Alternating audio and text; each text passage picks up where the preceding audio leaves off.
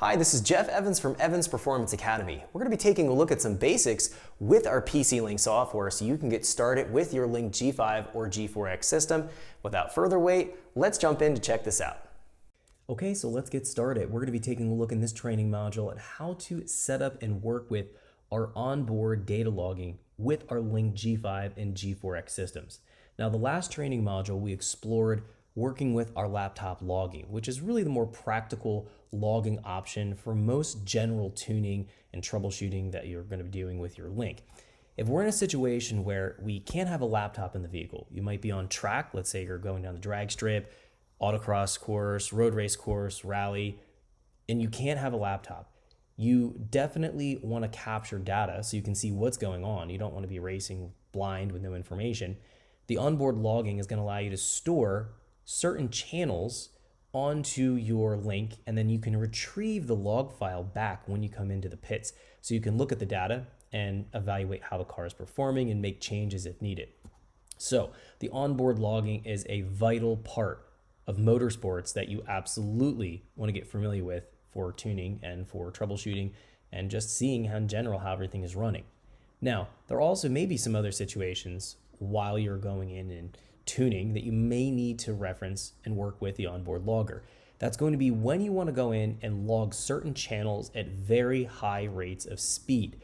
The laptop logging is going to be pegged at 40 hertz per second on any channel that's logged. So that's going to be 40 samples per second. With the onboard logging, we can log up to 1,000 hertz or 1,000 samples per second. So we can have a substantial amount more resolution in the data because we're capturing so much more of it in the same amount of time. So things like knock control, for example, while you're tuning, you may need to use the onboard logging to capture all of the information looking at knock and how it's performing in knock control. So that's going to be another situation that you might want to consider using your onboard logging. Let's say you're on the dyno, you can actually laptop log and onboard log at the same time, which is nice. And I do that quite frequently in that specific situation I was just mentioning for knock control. If I'm seeing some oddities with the knock control, the 40 hertz sampling speed sometimes won't capture all of the knock activity in a very short period of time. The onboard logger at 1,000 hertz will absolutely capture what's going on. So just keep that in mind and kind of looking at the onboard logging as something that you're likely not going to be using on a kind of a permanent basis. The laptop logging will be something more kind of fixed in your staple for tuning, but the onboard logging is something that has a specific purpose and you probably will need to use it.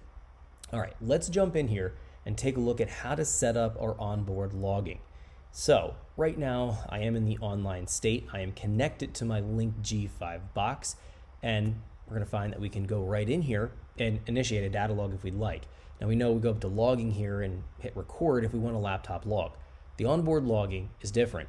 We're going to turn on and off the data logging function based on conditions that we can set because we don't want to have a record and a stop button here to worry about for the onboard. If you're on track racing, you don't want to be worried about when the logging is going to stop and start. You want it to do its thing and record and not think about it.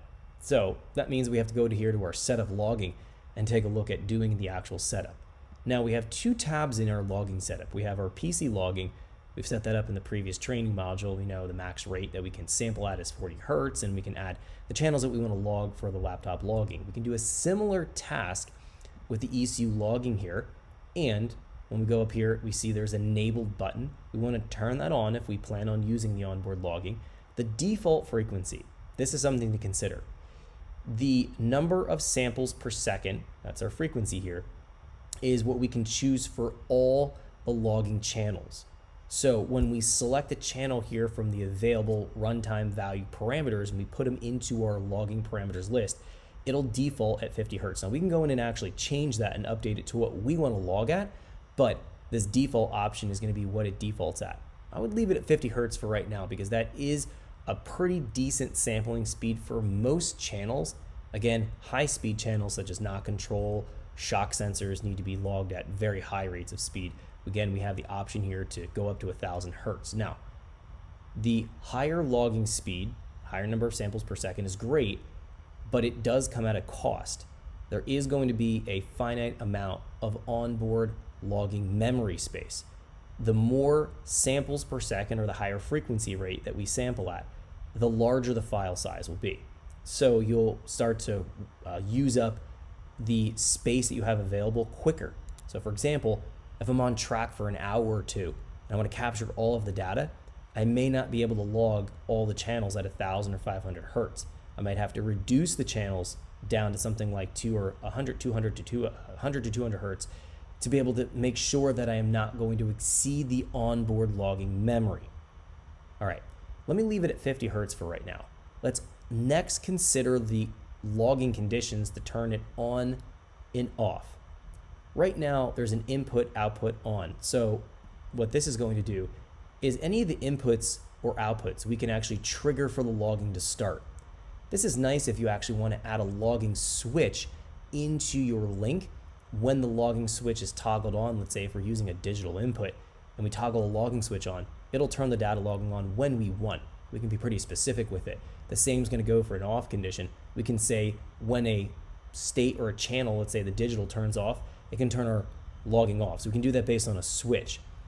Alternatively, we can go in here and base it on actual conditions the engine's running in. So let's just say I'm getting on track. I don't want to go in and log anything below, let's say 3,000 RPM. So let's go ahead and just place that at 3,000. Let's say the throttle position has to be at least 0%. You might want to go a little bit higher, something like 10 or 20%, but I'll leave it at 0.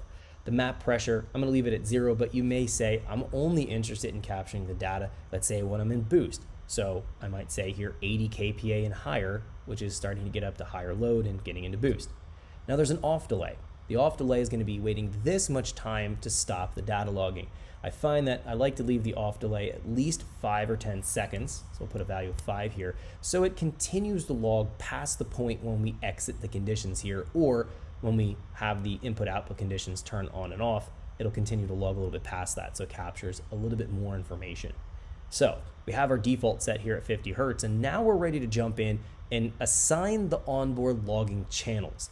We can go in here and grab what we want to see. Now, just in fuel alone, we can see how many channels are listed in here. There is a tremendous amount that can be logged. You have to evaluate what you're doing and what you actually have enabled to see if you want to go in and log certain channels. For example, if I'm not doing a flex fuel tune, I don't need to see ethanol, so I wouldn't select this. Acceleration fuel is something I would select for any car, so I definitely want to add that to my list. If I want to add it to the list, I'll grab it here and I'll use the transfer button, and we can see it appears here. Now I can go in here and change this individual frequency. They're all going to default at 50 hertz as I'm bringing the channels in here, but I can go in and, let's say I wanted to look at the acceleration fuel at something like 500 hertz, I can change the individual channels to what I'd like for the frequency. So for example, if I type in here ECT for engine coolant temperature, I can filter it out at the top here, and I bring this over, it'll default at 50 hertz. Engine coolant temperature is a relatively slow moving channel. Coolant temperature doesn't swing wildly within a certain period of time. So we could actually sample this as low as 5 hertz or 5 samples per second. That's more than sufficient to capture the data for engine coolant temperature. So you have to consider what you're logging and the logging speed. Some things should be logged fast, some things will be logged slow. Battery voltage, for example, another thing that could be logged at probably 5 hertz. Intake air temperature generally doesn't move super fast. Something like 5 or 10 hertz would be appropriate. The lower the sampling rate on the channel, the longer you're going to be able to log for, and the smaller the file size. All things to consider. Now, it is a pretty tedious task to go through here and figure out what channels you need to go in and work with. What I have in the training course folder is actual 2 different onboard logging setups here that we can load into your software to get you going. And you can always go in and tweak and adjust those settings to be able to get the frequency right, or maybe you want to take some channels out and add some channels in. It'll populate things a little bit quicker for you. If I go here to load, let's take a look at this. I'm going to jump into the desktop, and I'm going to go in here to the G5 course packet, and then we're looking for the onboard logging templates.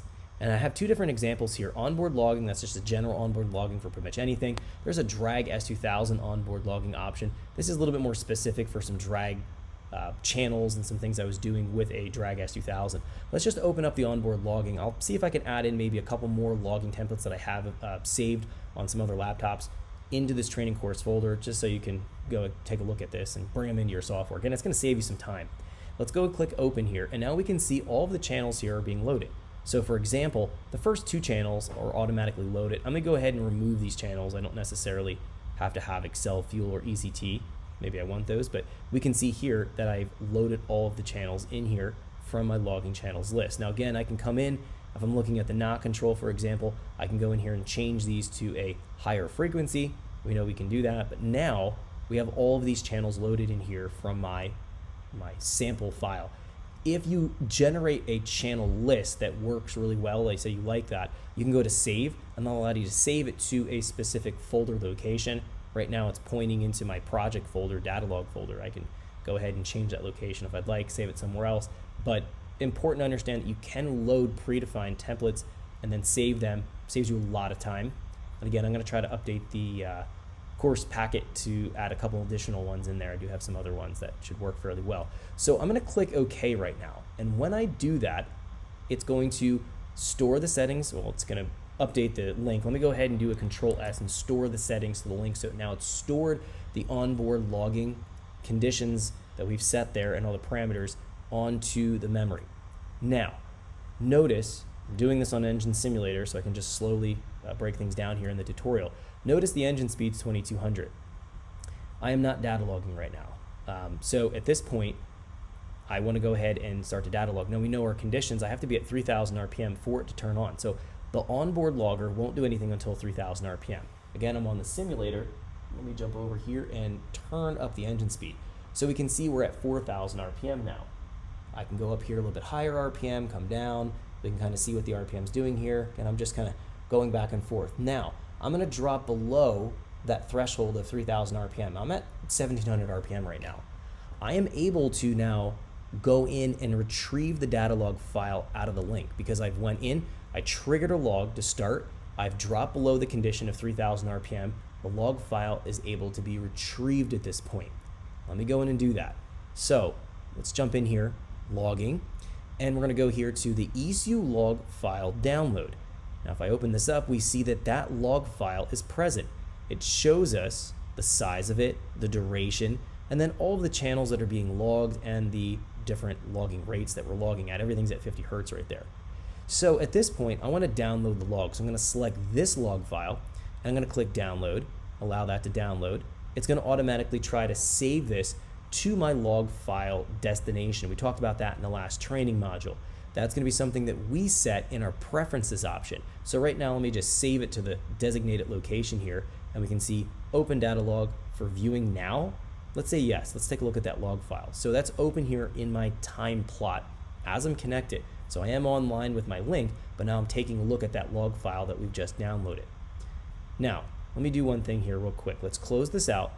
If we go to options, we go to preferences, we go to directories, we're going to find here that the log file uses this directory.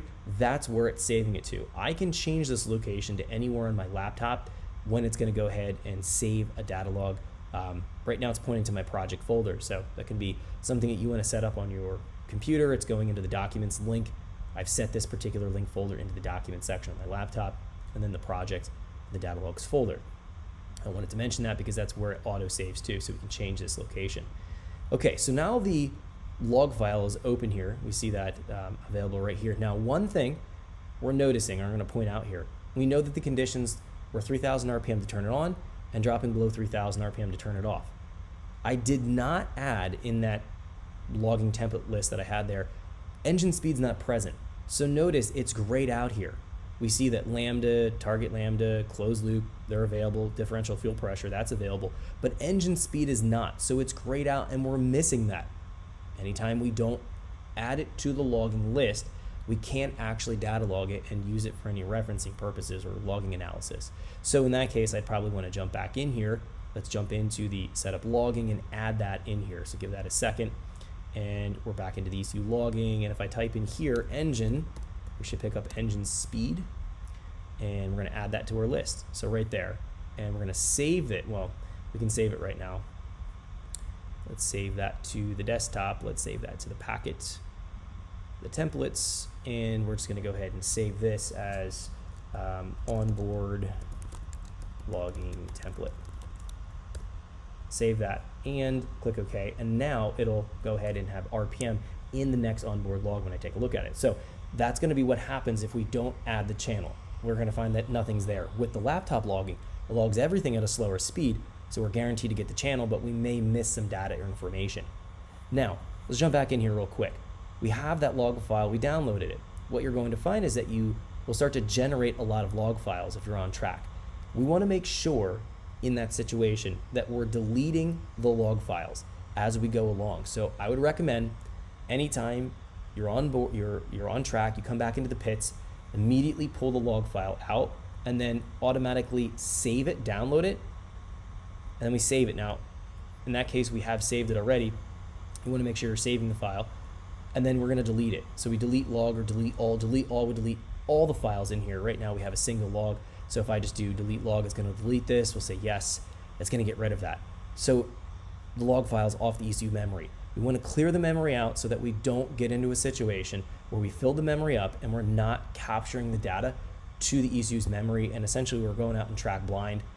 Definitely don't want to be in that situation. It's happened before to me. Everything's hectic in the pits. You're not thinking about pulling the log out. That is something that I would recommend to do, so you don't forget that. So that's going to be how we deal with the onboard logging. It's pretty simple, pretty straightforward. The channels are very important. Again, we want to have those details set up correctly in here to maximize the logging. We don't want to log channels that we don't need. We don't want to be missing channels. So we want to make sure that we have things, again, associated here. And again, I'm going to go and spend a little time and probably set up a couple different logging templates so you have a better options to select from, because it looks like some of this logging in here, I'm not quite sure what this file was associated with. This could have been a default file that I edited from Link to do some testing with and ended up in my folder that I added to that course packet. But again, I'm going to try to update that and have something a little bit better for you guys to work with. So it'll cut down on some of the setup and being able to see everything that we need, or at least most of the information that we need. All right, let's go ahead and close this. Now, one last thing. While we're in, we open up the onboard log, we see it's in our time plot. We know we can scroll through this. Our parameters list will show us what we are logging. Anything that's not grayed out is a live channel that's being logged.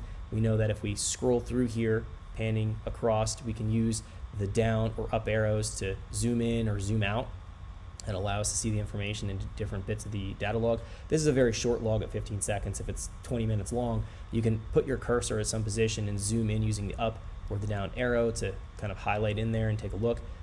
But we'll find that everything is paired wherever the line's placed, wherever you're scrolling through here, everything is tied together within the link, meaning the parameters list will show you all the data channels being logged at that time, wherever the cursor's at, and the tables here, if we click H and take the gradient away, it'll go in and trace through the table as to wherever your line is, so it'll actually pinpoint that specific location. Now, in this case, we don't see anything popping up on our table because we didn't have engine speed being logged or MGP. So it has no point of reference as to where we are in the table, so it can't actually use the highlighted function so it highlights the cell point so we can actually pinpoint that. So we want to make sure we're logging all the pertinent channels. Let's go back and click H. Last thing here, Log File Manager allows us to take a look at the actual data log file. So this is our ECU log. Notice we have PC logs open here. They're different. That's when the laptop log.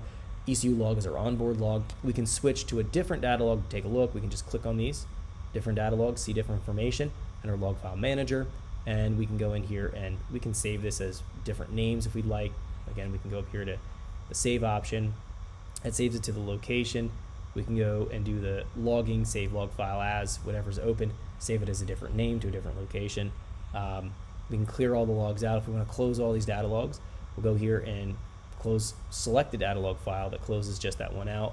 We can close all the log files out. That'll go ahead and clear them all out all together. Log File Manager allows us to go in and see all the different logs opened up at the same time, clear them out, save them. Again, we have some of that functionality up here as well, but pretty straightforward in terms of using the ECU logging. The biggest thing is getting the samples per second right, the conditions to turn it on and off, and getting the channels correct. So we want to make sure that we're not, again, logging too many channels We don't want to be missing channels. We want to have the appropriate speeds or frequencies for our channels, so everything is going to be logging correctly, and we're going to get the maximum logging space and being able to take advantage of the ECU logging. Okay, that's going to be it for taking a look here at our onboard logging. Any comment or questions on anything we cover in this training module? Thanks for watching our tutorial. If you're interested in learning more about how to tune your Link G5 or G4X system, check out the video description below where you can find links to our school, some promo codes to get you started and save some money. If you're interested in learning more about Link engine management products, also check out the video description below. That's going to wrap it up here. I hope to see you guys in our school.